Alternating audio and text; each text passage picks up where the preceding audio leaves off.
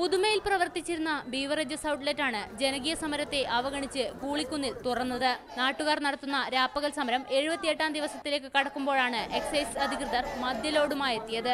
വിവരമറിഞ്ഞ പ്രദേശത്തെ സ്ത്രീകൾ ഉൾപ്പെടെ സമരപ്പന്തലിലെത്തി പ്രതിഷേധിച്ചു. പ്രതിഷേധക്കാരെ പോലീസ് ബലം പ്രയോഗിച്ച് നീക്കി. സ്ത്രീകളെ ഉൾപ്പെടെ പോലീസ് കയ്യേറ്റം ചെയ്തതായി സമരസമിതി ആരോപിച്ചു. നമ്മളിവിടെ സമാധാനമായി ഇതാക്കുന്നുണ്ട്. പക്ഷെ അന്നേരത്തെ ഒരു പ്രകോപനം സൃഷ്ടിച്ചുകൊണ്ട് ഞങ്ങളെല്ലാവരും അടിക്കാൻ തുടങ്ങി.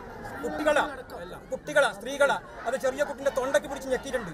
സാധാരണ പെണ്ണുങ്ങളെ തൊടുന്നതായി വനിതാ പോലീസുകാർ. പക്ഷെ വനിതാ പോലീസുകാരില്ലാത്തതുകൊണ്ട് ആദ്യം പുരുഷ പോലീസുകാരാണ് ഇവർ ആക്രമിക്കുക. അതിന് പറയുകയാണ് വനിതാ പോലീസ് ഇതാക്കുന്നത്. സ്ത്രീകളെ കൈപിടിച്ച് വരെ ഇതാക്കിയിട്ടുണ്ട്. അത് ഇനി ഞങ്ങൾ ഞങ്ങൾ സമരം ഇവർക്ക് വിൽക്കാൻ ഇന്ന് ചിലപ്പോൾ അവരെ റെസിറ്റ് മുറിച്ച് കാണും.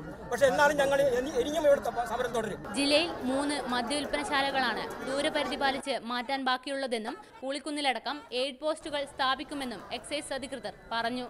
റിപ്പോർട്ടർ കാസർഗോഡ്.